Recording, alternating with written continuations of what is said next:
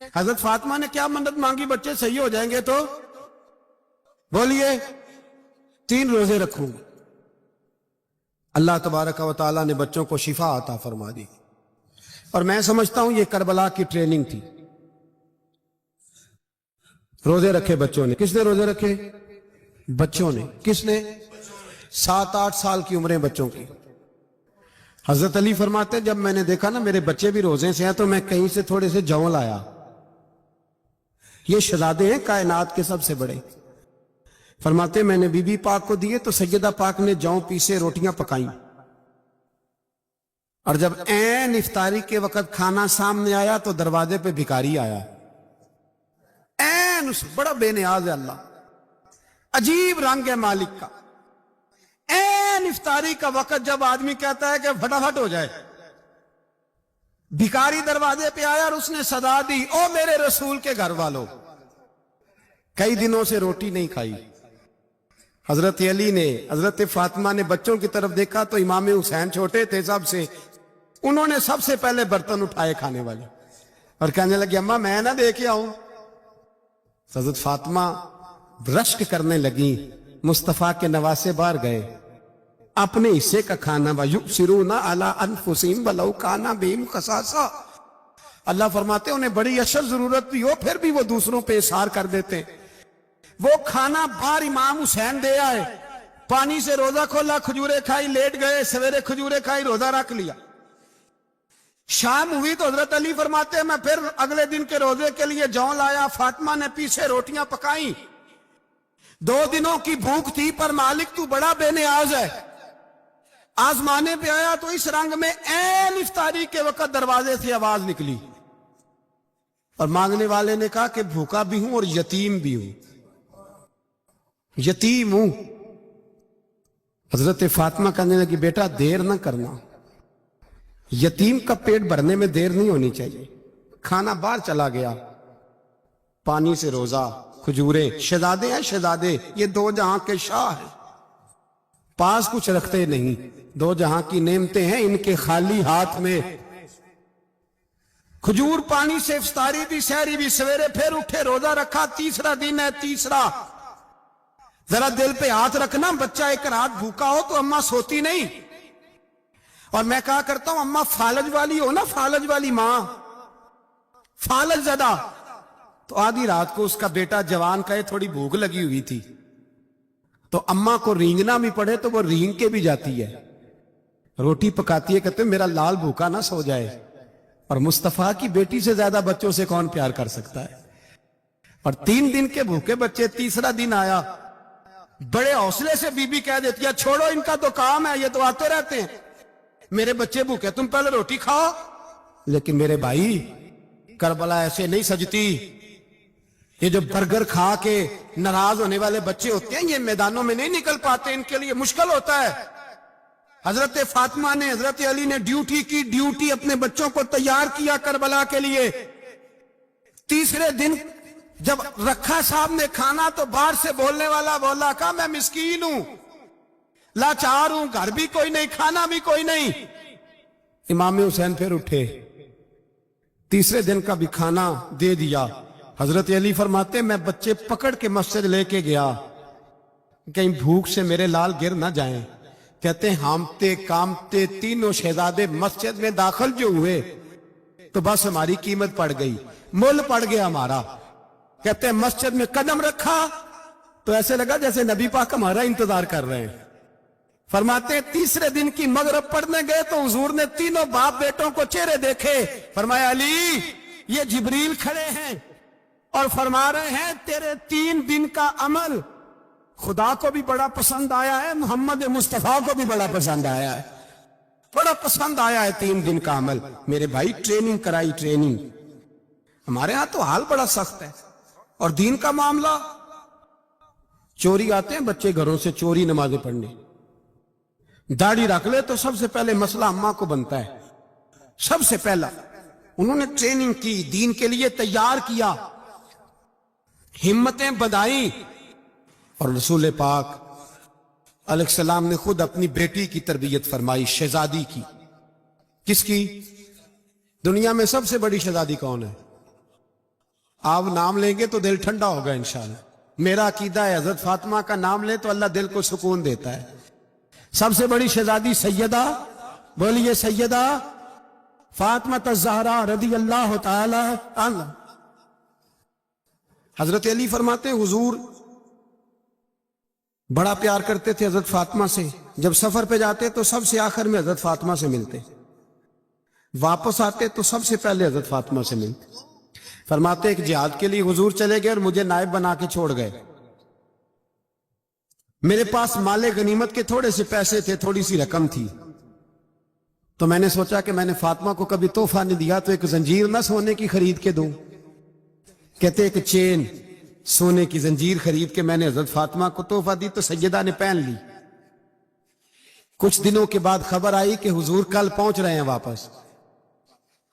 کہتے میں نے فاطمہ کو بتایا تو مجھے پتا تھا فاطمہ کیا کرے گی. سیدہ نے سارا گھر صاف کیا، ساری تیاریاں کی، کھانے چنے، جو اس وقت ماحول تھا ہر لحاظ سے حضور کی آمد کا انتظار کیا. اور سویرے سے ہی حضرت فاطمہ بیٹھ گئی. سویرے سے حضور کئی دنوں کے بعد آ رہے ہیں. کمال ہو گئی. فرماتے ہیں جب محبوب تشریف لائے نا، پہلا قدم نبی پاک نے حضرت فاطمہ کے گھر کے اندر رکھا، السلام علیکم کہا، اور شیر خدا فرماتے جناب فاطمہ کو دیکھا اور نبی پاک واپس پلٹ گئے. کہتے میں نہیں تھا گھر میں واپس آیا، بی بی صاحبہ نے بتایا اور میں نے دیکھا کہ فاطمہ اس طرح روتی ہے کہ میں نے ایسا روتے کبھی دیکھا ہی نہیں. فاطمہ ہوا کیا کا پتہ کرو. حضور چلے گئے پر بغیر ملے ہی چلے گئے. کہتی ہے میں مسجد گیا، میں نے کہا ایسا کیا ہو گیا کہ اتنا محبوب بغیر ملے رخصت ہو گئے. میں مسجد گیا اور جا کر کے میں نے دیکھا تو نبی پاک کی مسجد کے کونے میں بیٹھے. میں قریب بیٹھا، میں نے کہا یا رسول اللہ فاطمہ بڑا رو رہی ہے، کیا ہوا؟ کہتے نبی پاک کی آنکھوں میں بھی آنسو آ گئے، حضور بھی روئے. پتہ ہے نبی پاک نے کیا فرمایا؟ یہ تربیت ہے، اس طرح کربلا سجتی ہے. رسول پاک علیہ الصلوۃ والسلام نے فرمایا وہ میری بیٹی ہو کے سونا پہنتی ہے. ہر عورت کے لیے جائز ہے، کئی کلو بھی پہن لے تو شریعت منع نہیں کرتی. حضور نے فرمایا میری بیٹی ہو کے سونا پہنتی ہے. اگر فاطمہ بھی سونا پہنے گی تو امت کی غریب بیٹیاں کس کے طریقے پہ چلیں گی؟ غریب بیٹیاں کس کے طریقے؟ جو باپ مجبور ہو کے 12 بندوں کے ساتھ بیٹی کو رخصت کرے گا وہ کہہ تو سکے گا نا میں اس طرح شادی کر رہا ہوں جس طرح مصطفیٰ نے فاطمہ کی تھی. وہ کہہ تو سکے گا نا. لیکن اگر یہ بھی سونے پہنے گی تو پھر نقشے قدم کیسے متعین ہوں گے؟ حضرت شیر خدا واپس آئے، کہا فاطمہ یہ تیری چین رسول پاک کو پسند نہیں آئی. بھائی یہ حقیقتیں سمجھو. جب بچوں کے ماحول کے اندر یہ رنگ، کیسے بیٹیاں سسرال میں جا کے گزارا کریں گی جب تو جان ہی نہیں چھوڑ رہا، جب تو ان کو طریقہ سلیقہ سکھا ہی نہیں رہا. اللہ ماشاءاللہ کثرت کے ساتھ ماں باپ کی غلط بریفنگ ہوتی ہے جو ہستا بستا گھر خراب ہوتا ہے، اور بچے کے ماں باپ بھی تکلیف میں ہوتے ہیں اس لیے کہ بچہ تکلیف میں ہوتا ہے. خدا را ان بچیوں کے ساتھ وہ معاملہ کرے کہ یہ اپنے گھر جا کے اگر کچھ مشکل بھی دیکھنی پڑے تو وقت گزار سکے. بھائی میرے رسول پاک علیہ السلام نے تیاری کرائی، ٹریننگ دی اور تربیت کی اپنی اہل بیت کی. اس لیے 3 دن پانی بھی بند رہا تو انہیں کوئی پریشانی. یزید نے کہا سونا لے لو، ہیرے لے لو، جواہرات لے لو، لیکن ان کی دلچسپی نہیں تھی تو ان کے قریب کوئی شے آ سکی. یہاں لوگ بکتے اس لیے ہیں کہ موج کرنے کا بڑا شوق ہے. مکان بنگلہ کاریں پجاروں یہ چیزیں پریشان کرتی ہیں تو لوگ بکتے ہیں. مضمون کو سمیٹنا ہے. میں 3-4 موضوع آج بیان کرنا چاہتا تھا لیکن باتیں بس پھسل کے دائیں بائیں نکل جاتی ہیں. جو بدر کی جنگ تھی نا وہ کفر اسلام کی جنگ تھی. احد کی جنگ بول کے بتائیں. خیبر کی، خندق، کربلا نہیں، حق و باطل کی. کون سی بولیں؟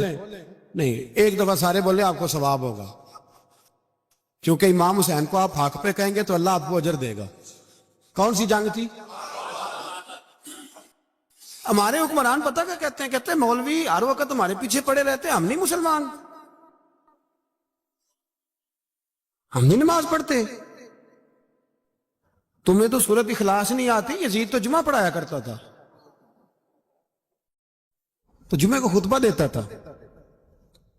اور عجیب لفظ لکھے ہیں بعض تاریخ لکھنے والوں نے کہ جمعے کا دن تھا تو امام حسین 10 محرم نا جمعے والے دن تھی، تو امام حسین کربلا میں باہر نکلے تو آپ نے فرمایا اتمام حجت کر دوں، کوئی یہ نہ سمجھے کہ مجھے تو پتہ ہی نہیں چلا، غلطی سے تیر لگ گیا امام حسین کو۔ آپ نے فرمایا مجھے بتاؤ تو صحیح مجھے کیوں شہید کر رہے ہو؟ کوئی نہ بتا سکا، تو امام حسین نے فرمایا مجھے کیا ضرورت تھی مدینہ چھوڑ کے مسجد نبوی چھوڑ کے آتا، میں تو اس لیے آیا ہوں کہ جس کو تم نے حکمران بنایا وہ شرابی ہے۔ کون ہے؟ وہ رنڈیوں کا ناچ دیکھتا ہے، مجرے دیکھتا ہے، مجرے، وہ اللہ کے حلال کو حرام اور حرام کو حلال کہتا ہے، لہذا مسلمانوں کا حکمران بننے کے قابل ہے یہ امام۔ اور یہ میں آپ کو ایک نہیں، میں 20 تاریخوں میں دکھاؤں گا کہ یہی خطبہ امام حسین کا، کہ تم نے اللہ کے حلال کو حرام، حرام کو حلال کہا، شراب، زنا، جوا، بدکاری عام کر دی، لہذا یزید مسلمانوں کا حکمران بننے کا اہل ہے۔ امام حسین خطبہ دے رہے ہیں تو یزید کی فوج سے نا لشکر آوازیں دینے لگا، کیا بلا؟ کہنے لگے حسین جلدی کرو، یا بیعت کرو یا جنگ کرو، دیر نہ کرو، ہمارا جمعہ لیٹ ہو رہا ہے۔ بلے ہو نمازیو، ہمارا جمعہ لیٹ ہو رہا ہے، جمعہ حسین کو شہید کریں گے، گردن کاٹیں گے، پھر جمعہ پڑھیں گے، نماز پڑھیں گے اور نماز میں کہیں گے اللہم صلی علی محمد وعلی، یہ نمازی ہیں، اہل بیت کی گردن پہ چھری چلائیں گے، پھر نماز پڑھیں گے اور کہیں گے اللہم صلی علی محمد وعلی، بلے ہو نمازیو۔ علامہ ہزاروی کہا کرتے تھے بلے ہو نمازیو، کیسے نمازی ہو کہ اہل بیت کی گردن پہ چھری اور ساتھ ہی اللہم صلی علی محمد وعلی، یہ کیسے نمازی ہو؟ یہ آج پوری دنیا کا حکمران اللہ ماشاءاللہ اسی طرح کا نمازی ہے۔ وہ کہتا میری فوٹو دیکھی نہیں، میں نے عید پڑھی ہے مسجد میں، دیکھا نہیں فوٹو لگی ہوئی تھی، میں نے بھی عید پڑھی ہے، جمعہ پڑھا نہیں میں نے، میرا بھی ابا فوت ہو جائے تو جنازہ پڑھتا ہوں، مولوی مجھے مسلمان کیوں نہیں مانتا؟ میں نے کہا یزید کو کیوں نہیں امام حسین نے مسلمان مانا؟ وہ تو دمشق کی جامع مسجد کا خطیب تھا۔ امام حسین نے سبق دیا ہے، سبق کہ زانی شرابی کو حکمران بنایا جا سکتا، پر میں کیا کروں، کلیجہ پھٹتا ہے، روح کانپتی ہے، دل تڑپتا ہے۔ مجھے ایسے لگتا ہے کہ جب میری ملت کا جوان اپنے موبائل پہ مجرا دیکھتا ہے نا، گندا مجرا، تو مجھے لگتا ہے 6 مہینے کا حضرت علی اصغر کا مزار کانپنے لگتا ہے کہ یا اللہ جس کام کے خلاف میں نے 6 مہینے کی جان قربان کی، میرے ماننے والے وہ کام کر رہے ہیں، میرے ماننے والے۔ اور جب مہندی کی رسم پہ شراب کی بوتلیں چلتی ہیں اور حاجی صاحب کہتے ہیں مجھے نہیں پتا منڈے کنڈے کیا کر رہے تھے، تو مجھے لگتا ہے حضرت عباس کے کٹے ہوئے بازوؤں میں پھر سے درد شروع ہو جاتا ہے، اور وہ کہتے ہیں میں نے جس کام کے خلاف بازو کٹوا دیے، میرے ماننے والے وہ کام کر رہے ہیں۔ اور جب بدکاروں بے حیاؤں کے نعرے لگاتی ہے قوم، تو پھر جنگل سے صدا آتی ہے امام حسین کی، پھر حسین کہتے ہیں کہ نہیں ابھی کربلا ختم تو نہیں ہوئی، حسین ابھی کربلا میں، حسین ابھی بھی جب اور یہ میں سب کی بات کر رہا ہوں، پاکستانیوں کی نہیں، صرف سارے حکمران، بہت سارے جو اسلام کا دعویٰ کرتے ہیں، وہ جب جہاز سے اتر کے دوسرے ملک میں جاتے ہیں تو جبے کے نیچے سے پینٹیں نکال لیتے ہیں۔ انہوں نے بھی مذہب کو رنگ دار بنا لیا ہے، کبھی رنگ اور ہوتا ہے کبھی اور ہوتا ہے۔ خدا را امام حسین کو تڑپاؤ نہ، خدا را شرابیوں کو ووٹ دے کے، ظالموں کو ووٹ دے کے، اور یہ سارے ہی ایسے، میں کسی ایک کی بس، سارے ہی ایسے۔ یزید نے بھی کتا رکھا ہوا تھا، اس کے بھی ساتھ سویا کرتا، آپ کے بھی کئی سیاستدانوں نے پالے ہوئے. یہ سارے تماشے کرنے والے. جانوروں کی لڑائی دیکھنا بھی حرام اور کرانا بھی. یہ سارے ایک ہی رستے میں. یہ سارے ایاک نعبد و ایاک نستعین کوئی ایک آیت پڑھ لیتا ہے, اس کے بعد ڈھول بجانے عورتوں کے ناچ کرانے شروع کر دیتا ہے. یہ ایاک نعبد و ایاک نستعین کا ترجمہ ہے, تماشا بنایا ہوا ہے. اور وہ جن کا بڑا دعویٰ ہے کہ ہم نے بڑی مسجدیں بنائی ہیں, اتنی رسوائی کے بعد بھی انہیں شرم نہیں آئی کہ کتنے رسوا ہو گئے. ابھی خیال کریں, ہمارے ملک میں تو ایسے ٹاؤن بنے ہوئے ہیں جنہوں نے سب سے بڑی مسجد بھی لاہور میں بنا دی, اور کچھ دنوں کے بعد انہوں نے کہا جشن بہاراں بھی بناؤ, پتنگ بازی بھی کرو, سارے کام ہی کرو, راضی رہے رحمان بھی, خوش رہے شیطان بھی. معاذ اللہ.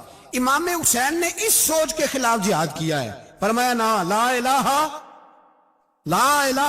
الا, دوسرے کی گنجائش نا نا نا نا, شرابی کی گنجائش ہے, اس لیے کہ لا الہ الا, مسجد ہوگی تو پھر کلب نہیں ہوگا. لا الہ الا اللہ, اگر اللہ کا نام ہوگا تو پھر بدکار بے حیا کی گنجائش ہے, اس لیے کہ لا الہ الا اللہ, وحدہ لا شریک دین میں کسی گند کی گنجائش ہے ہی نہیں. یہ فکر ہے امام حسین, یہ سوچ ہے. ہمارا حکمران کہتا ہے مولوی صاحب نماز پڑھنے سے کس نے روکا ہے, سارا دن پڑھو. ہم بھی مسجد بنا کے دیتے ہیں, ہماری طرف سے 5 کلے زمین میں بناؤ, ہمیں نہ چھیڑو. شراب کباب بند نہ کراؤ. آپ دیکھ لیں دبئی کے اندر کیا ہو رہا ہے. شیخ زید اسلامک سینٹر بنا, اتنی بڑی مسجد دیکھنے کو دل کرتا ہے, لیکن چند کلومیٹر پہ کلب بھی بنا ہوا ہے, سارے تماشے. بس امام حسین نے کہا ہے کہ مسجدیں بنیں گی, کلب نہیں بنیں گے. یزید کہتا تھا مسجد بھی بناؤ اور شراب خانہ بھی بناؤ. امام حسین نے فرمایا نہ, شراب خانہ نہیں بننے دوں گا.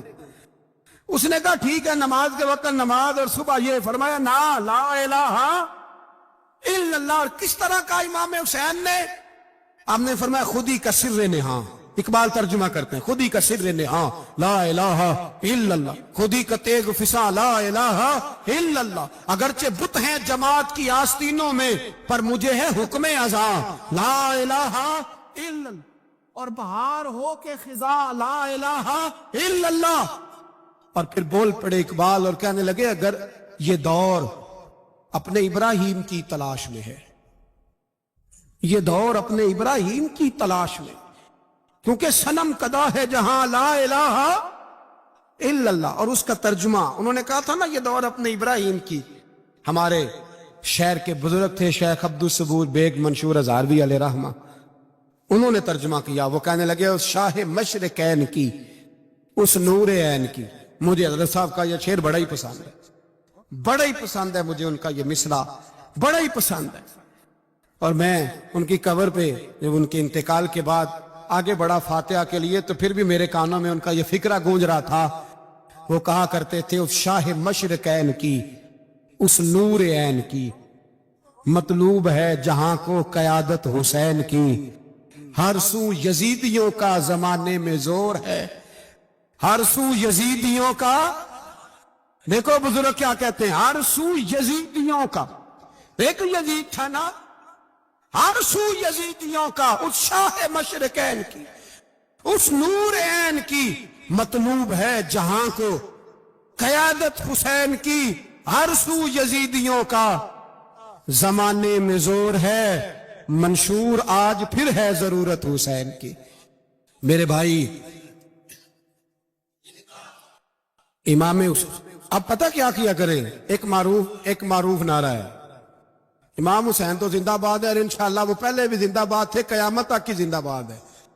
حسین ہی تو زندہ باد ہے. آپ کو سچی بات بتاؤں, حسین ہی تو. اور قیامت میں جب کسی نے اٹھنا ہوگا نا, اٹھنا, آپ یقین کریں جب کمر جھکنے لگتی ہے, امام حسین کا نام سامنے آ جائے تو سیدھی کھڑی ہو جاتی ہے. حسین تو علامت ہے کھڑے ہونے کی. اور دنیا میں قتیل اس سا منافق نہیں کوئی, جو ظلم تو سہتا ہے بغاوت نہیں کرتا.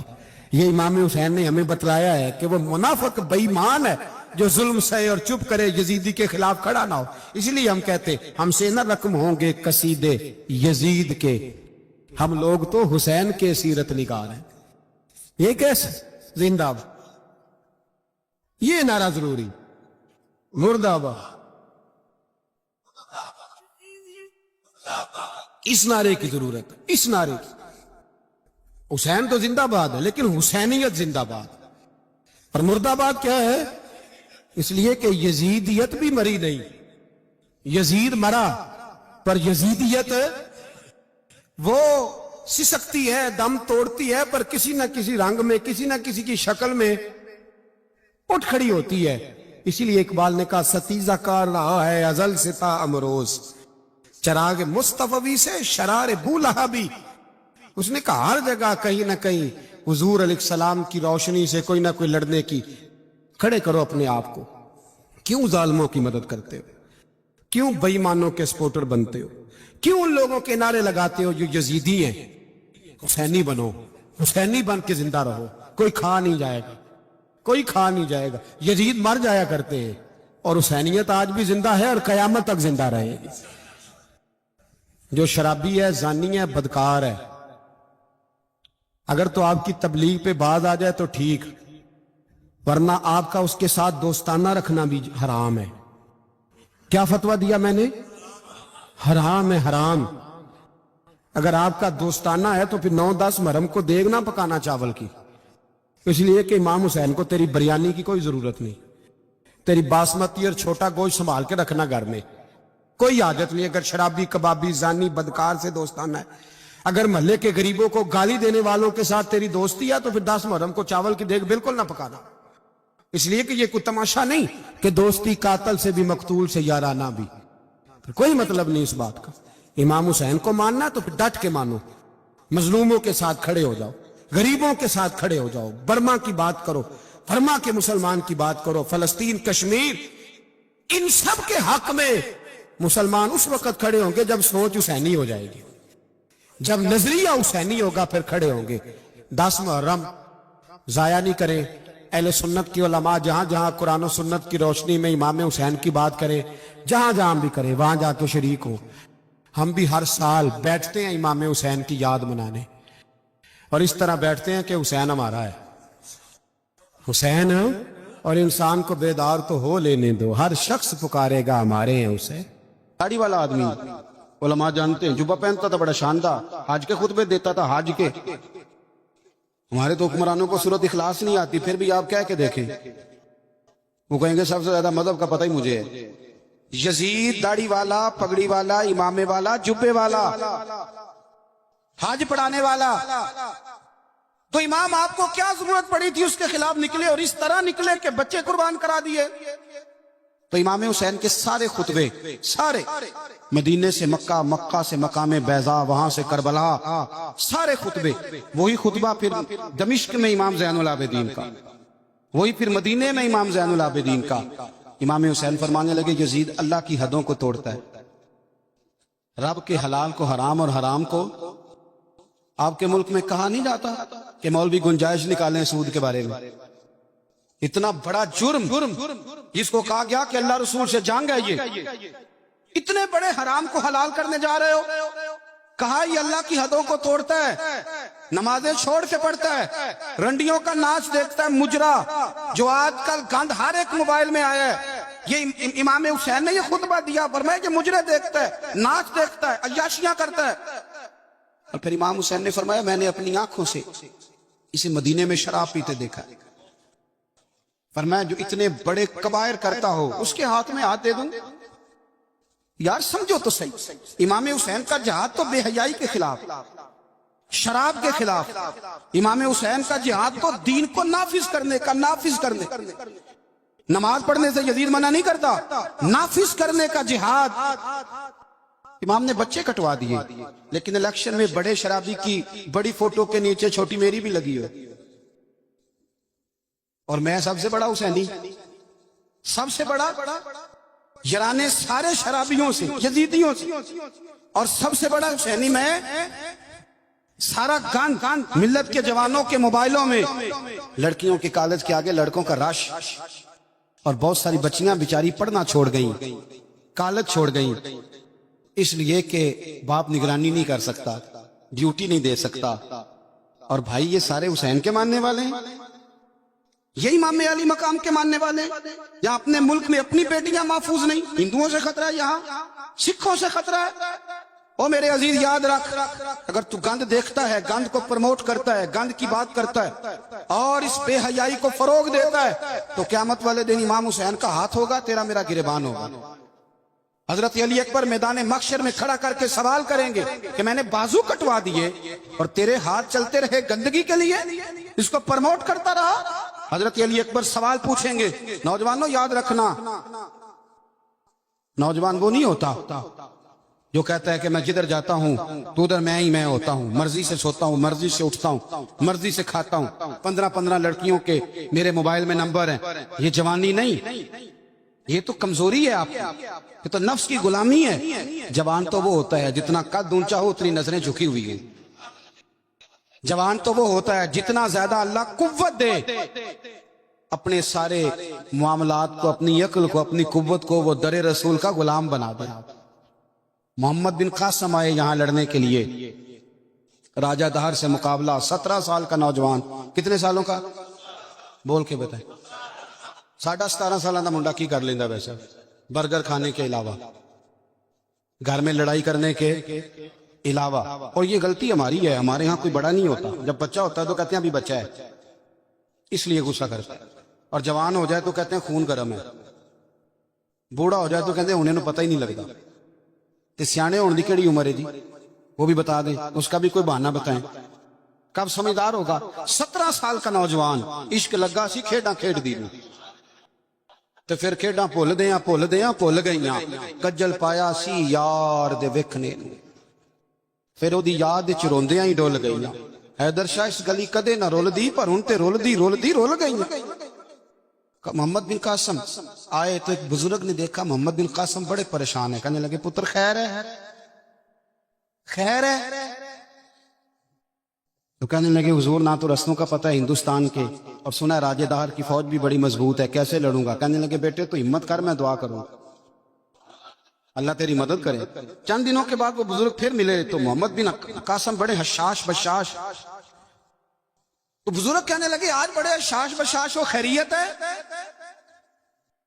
मोहम्मद बिन कासम कहने लगे हुजूर मुझे पता चल गया, 2 से 2.5 घंटे लड़ेगा, राजा दहर फिर भाग जाएगा, इससे ज्यादा मेरे मुकाबले में ठहरेगा नहीं। का क्यों? कहने लगे मैंने पता कराया, वो नजर का गंदा है। मैंने मालूमात कराई है, उसकी तो फुफ्फी की, मामू की, खाला की, चचा की बेटी उसकी गंदी नजर से महफूज नहीं। इनके पेटों में रिस्क हराम हो और आंखों में बेहयाई हो, वो कभी किसी मैदान में खड़े नहीं रह सकते, 2 घंटे से ज्यादा खड़ा नहीं रहेगा। कहने लगा हुजूर मैं 17 साल का नौजवान हूं, या मैंने काबा देखा है या कुरान देखा है, और जब दिल ज्यादा ललचाता है तो मुस्तफा की कब्र अनवर को देखा करता। हमने बाहया जिंदगी रखी हुई है। इमाम हुसैन ने ना सर सजदे में कटाया और तिलावत नेज़े की नोक पे भी जारी रही। आज महफिल से जाने के बाद जिसने 2 नफल नहीं पढ़ने और सिपारा कुरान पाक का नहीं पढ़ना, मुझे ये लगता है कि उसने भी महफिल का मजा नहीं चखना। कम से कम इतना तो करो यार कि किसी पारा रोज का। हजरत अब्दुल्ला इब्ने जुबैर इमाम हुसैन की शहादत पर तकरीर कर रहे थे और फरमा रहे थे तुमने कूफियों जालिमों उसको शहीद कर दिया जो 3 दिन से पहले कुरान पाक खत्म किया करते थे, और मैं जब भी दिन में उन्हें मिलता था उन्होंने रोजा रखा हुआ होता।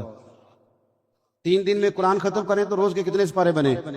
मैं और आप कितने पढ़ते हैं? मैं गुजारिश करता हूं, मैं मिन्नत करता हूं, कुछ ना हो सके ना, मेरे अस्सा फरमाया करते थे कुछ ना हो सके तो कुरान मजीद एक दफा घर में खोल ही लिया करो। फरमाते थे उसके सफों से ऐसा नूर निकलेगा कि तुम्हारा घर रोशन हो जाएगा। इसे खोल ही लो, कुरान से प्यार करो, इस्लाम से प्यार करो, दीन को अपनाओ। बच्चे उस वक्त नहीं नमाज पढ़ेंगे जब आप घर में लेक्चर देंगे कि नमाज पढ़ना चाहिए। आप मुसल्ला बिछा लें, 1.5 साल का बच्चा भी आपके साथ खड़ा हो जाए, उसको पता कोई नहीं नमाज क्या है, पर अब्बा पढ़ रहा है तो वो इंशाल्लाह पढ़ेगा। मां सवेरे कुरान मजीद खोल ले। 3 साल की बेटी जिसको कुछ नहीं आता वो भी सकाफ लेके ना और सपारा लेके अलिफ बात आसा पड़ेगी। ओ मेरे भाई, फिर वो जब 3 साल की बेटी अपने बाप के लिए हाथ उठा के दुआ मांगेगी ना, तो मुझे लगता है अल्लाह रहमतों के सारे दरवाजे खोल देगा। اس لیے اپنی زندگی کو سجائیں، سنواریں